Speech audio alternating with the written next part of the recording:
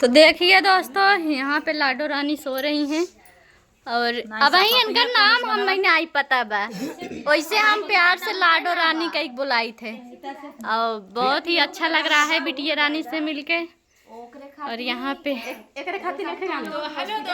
सब लोग बैठे हैं और बहुत ही अच्छा लग रहा है मिलके। और यहाँ पे कैमरा मैन जी हैं, बिटिया रानी के चच्चा। कैसे